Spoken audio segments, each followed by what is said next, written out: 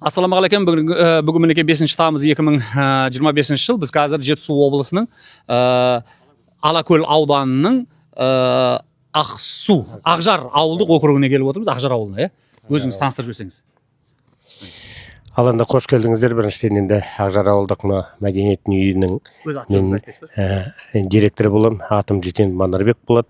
Манарбек мырза. Ал бастаңыз, көрсетіңіз, мақтанатын нәрсеңіздің бәрін мақтаңыз. Мынау енді оператор 24 жылы февральдың 3-нен бастап ашылды. Осы мәдениет үйіміз қазір осында істеп жатқан 12 бірлестік бар. Жұмысшыларымыз қазір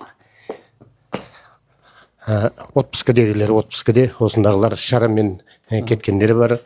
Мынау енді бізде кіреберістегі мына жақтағы күзетшіміз охрана. Міне мұнда отыратын күзетшінің орны. Мына кісі менің методисім, Әсем деген қызымыз болады. Бұл кісі методисім, методистің кабинеті. Ал енді келесі мына мен өзім кабинетім, бұл жерде директордың кабинеті. Көріп отырсыздар, жаңадан салынған. Шешіп көру керек па сізге? Жоқ. Кілем төсек қойсын. Ол кілем төселеді ғой. Ұспайсыз ба, аяғын шешпейсіз? Жоқ, енді. Міне осы директордың кабинеті. Бір жылдың арасында мына жетістіктеріміз бар, құрылған оркестріміз бар балалардан. Маған емес, камера қайда деңіз? Тағы да қайда барамыз енді? Енді мына біздің осы жұмысымызды көрсететін қойылатын концертіміз, сода мына залымыз біздің. Ар жағын мынау залымыз. Мына жақта отыратын операторымыз отырады. Мына жақта музыкасын қойып, операторымыздың бөлмесі өзі жеке. Осы жақта отырып. Операторлық құрып па? Ал енді мына жағымыз біздің сахнамыз орындық, 150 адамдық орындық. Ауылға жетеді ма? Жетеді. Мынау өтетін іс-шараның бәрін түгел осы сахнада өткіземіз. Акустика қалай? Акустика түгел бәрі жақсы, аппаратурымыз бәрі жаңадан. Түгел, бәрі түгел, света музыкамыз бәрі істеп тұр. Концерт қоясыздар ма, жоқ әлде жаңағы спектакль, анау мынаулар бар ма? Спектакль мына біздің жұмысымыз көбіне осы ауыл тұрғындарымен және де осы ауылдың осы Ақжар ауылының мектебімен бірлесіп істеледі. Ол жерде мектептен бірге қосылып істейміз. Енді спектакльде осы жерде қойылып жататын не. Биыл Абайдың 180 жылдығында қандай не қойдыңыздар? Пьеса, не ма? Бұл енді Абайдың 180 жылдығы осы бізге осы 10 күндікке қойылып отыр міне. Осы 10 күндікке қойылып отыр. Ана күні бір жұмысшымыз барып со Абайдың барып со өзін музейіне, одан кейін несіне, зиратына бәріне түгел кесенесіне аралап келді.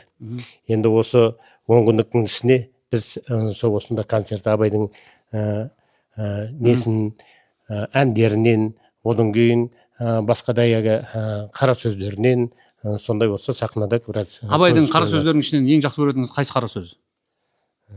Сасқалақтап тұрғанда. Не дейсіз? Сасқалақтап тұрғанда. Енді есте болады ғой біреу айтады. Көбіне енді әндерін жақсы көремін ол кісінің енді. Ал бір әннен жіберсеңізші онда. Айтып жіберейін ба? Айтыңызшы. Жаңа сізді мақтады ғой әнші. Желсіз түнде жарағай, сәулесі суда дірілдеп, ауылдың жанай, тереңі сай, тасыған өзен көрілі деп енді. Рахмет. Жаңа сізді мақтады әнші деп. Содан кейін айтып отырмын ғой, айтпысы білмесеңіз. Ұялтайын деп айтып отырмын. Жақсы. Мынау енді. Әдемі. Айта беріңіз ары қарай. Сол Найманның бәрі әнші ма деймін, не бөлі? Найманның бәрі енді ол қолына домбыра ұстап. Өзімнің осы құрылып жатқан осы мектеппен бірге істейміз де. 25 осы Ақжар ауылдық. Сонdan мен құрылған өзімнің балалардан тәрбиелеп, жаңадан тәрбиелеп шығарған оркестрім бар, балалардан құрылған оркестрім бар. Соны енді орындайтын сахнаға шығатын 30 бала болса, соның кейбіреусі алып кете алмайды. Сол 20 бала, 25 бала сахнада постоянно орындайды. Постоянно орындап, сол сахнада республикалық жарыстан 4 рет бас жүлде алып келдік. Сол Осы ауылдың коллективі республикалық жарыстан төртінші орын алды. республикалық жарыстан осы мектеп бойынша. Ауданымызда 44 мектеп бар. 44 мектептен бұл медкабинетіміз. Сіз айта беріңіз. 44 мектептен енді со біз деген оркестр бар. Және де 17 доңқылдыра бар. Доңқылдыраның ішінде со біз деген оркестр бар. Өзіміздің құрған сондай жетістіктеріміз бар. Қаржы қайдан табылып жатыр бәріне? Бұл қаржыны енді демеушілерден арқасында сол киім кешекті алып, одан кейін және де домбыраларымыз бар алынған. Соның арқасында енді соны пайдаланып, мынау келген кезде басқа жақтан гастрольге келген кезде сол киініп шешінетін, осы жерде демалатын сондай кабинеттер. Мына жақта гардеробтары бар тағы да. Сол Боянып, сыланып. Иә. Жақ жабық, Ауылдың мис конкурсын өткізбестер ме? Ау. Құда қаласа оны да өткіземіз енді. Ең сұлу келіншек кім ауылда? Ау. Ең сұлу келіншек мен методисім бұна. Осы кісі ма? Бұна біздің енді жаңағы теге дөңқылдыра ашылғанда ешқандай киім нелер берілмейді ғой. Сол біздің енді өзіміздің спонсорлардың солардың арқасында алынған мына киімдеріміз, өздері берілген киімдеріміз. Спонсорлар кім? Атын айтсаңшы. Спонсорлар енді осы жерде ауыл жаңа өздеріңіз сұхбаттасқан ауылымыздың жеке кәсіпкері Жадылбек ағамыз бар. Ол кісіні сіз көрдіңіз бе сұхбаттасқан? Ол кісі көмегін беріп тұрады. Және де анау Талдықорғанда Айгүл деген қызымыз бар. Сол кісі осы ауылым жерім деп осы жаққа Қабанбай өңірінен болғаннан кейін ол кісі көмегін беріп ақшалай сөйтіп беріп, одан кейін біз тіктіретінде тіктіріп сөйтіп аламыз. Мынау енді тоже гримерный мынау келіп. Анда бар емес пе гримерный? Мұнда да жоқ, гримерный жетеді. Бұның ішінде енді условиясын бәрі бар. Жаңадан салынғаннан кейін не ішінде душы түгел бәрі енді. Условияның бәрі бар бұл жерде енді. Сенеміз. Бірақ ваннаңыз биік емес пе? Душевойыңыз? Жоқ, нормально. Ал енді үстіңгі этажға қарсы шығайық. Үстіңгі этажға шығып, о жақтағы кабинеттеріміз көрсетейік. Металлист бикеш көрсетсе қайда шығатыныз? Сөйтіп, жаңа мен сізді сөзіңізді бөліп жібердім. Бұл не? Сақына бұл. Сақына.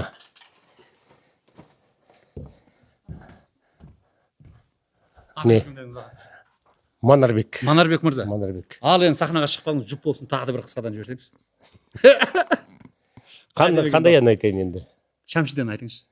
Шәмшіден. Жақсы көремін Шәмшіні. Өзіңмен арыстан,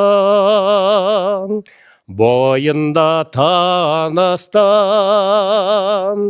жайнаған гүлдей құрбым сен, жағада тұрдың сен. Жаз едік бұл күніде, қайдасың бұл күніде, сен іздеп арманым, сыр бойын шарладым деп керемет осы Шәмшінің әндері бар. Атамыз Шәмші алтын ғой. Рахмет. Өнеріңізде расында бар екен.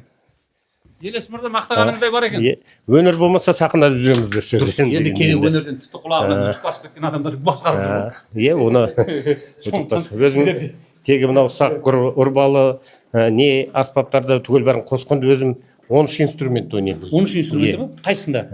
Дағы жаңаға міне таңдап айтқанда бірінші баян, аккордеон, гармон, домбыра, гитара, бас гитара, соло гитара деп бөлінеді олардың бәрі.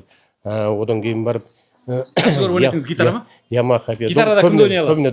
Көбіне домбырада ойнаймын. Рок музыканы жақсы көретін қайсысын ойнай аласыз? Жоқ, гитарада былай сүйемелдеп ойнай бермеймін. Көш әндері көбіне сөйтін етеді.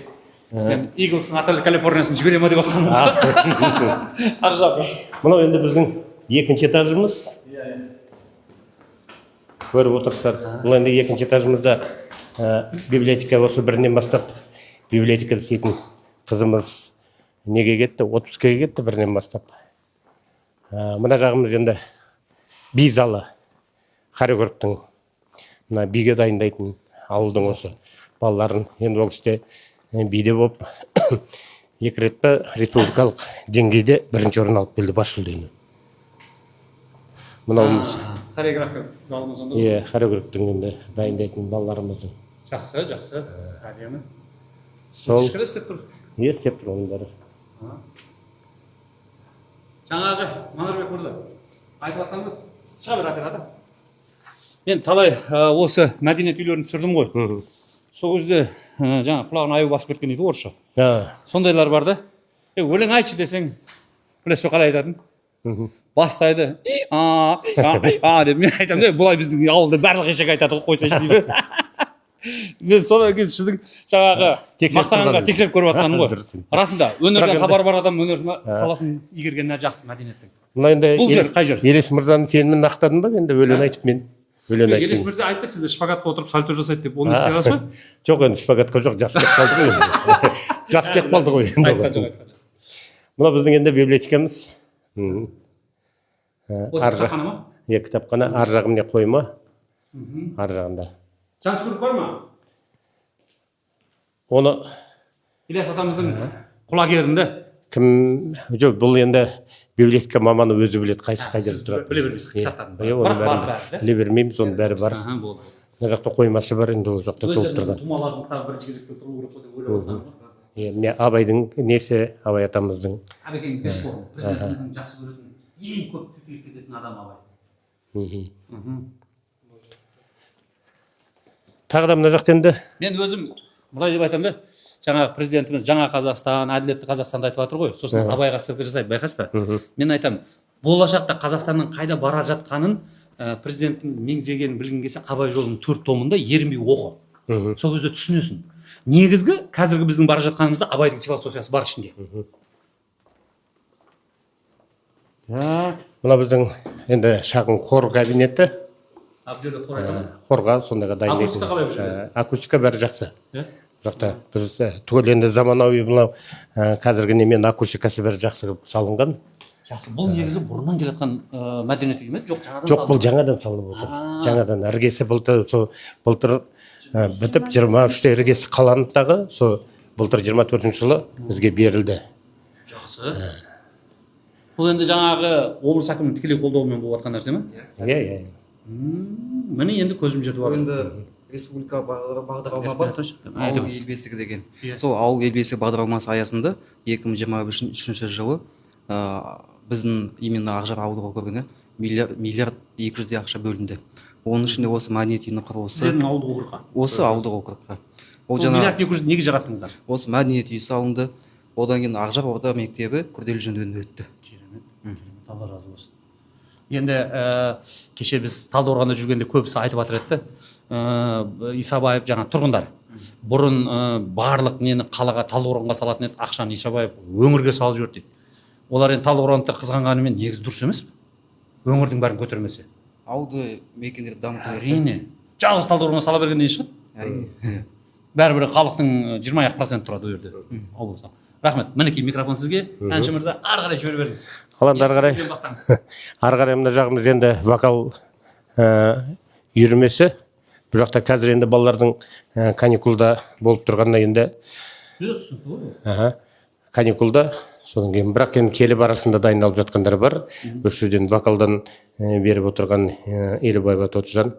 Енді ол кісі тоже талай деңгейлерге сол бас жүлдені сондайды алып, вокалдан балалар шәкірттері. Дайындаған балалар шығып жатыр. Биік шыңнан көрініп жатыр. Ал енді мынау менің домбыра үйірме. Ана жол концерт болғанда орындықтар сонда түсіріп тағамыз өшірге отырғызып, қатарынан отырғызып дайындаймыз домбырашыларымызды. Балаларымды осында дайындаймын мен көбіне. Орындықтарымыз дұрыс екен. Арзан тықа салма деп отыр. Жақсы. Жайлы. Алла разы болсын. Сол біздің осы мәдениет үйіміз осы. Манарбек мырза, осындай сіздерге инвестиция жасатып көмектесіп жатыр екен облыс әкімдеріңіз. Былай деп айтсақ бола ма? Кім екен, бейбітті жаман деген артын қысып жүрмей ме адам деген деп. Бола ма? Мәдениетті адам ғой, айтуға болмайды ғой. Маған бола береді. Сізге болады, енді бізге болмайды. Дұрыс. Осымен тамамдадық па? Тамамдадық енді осымен.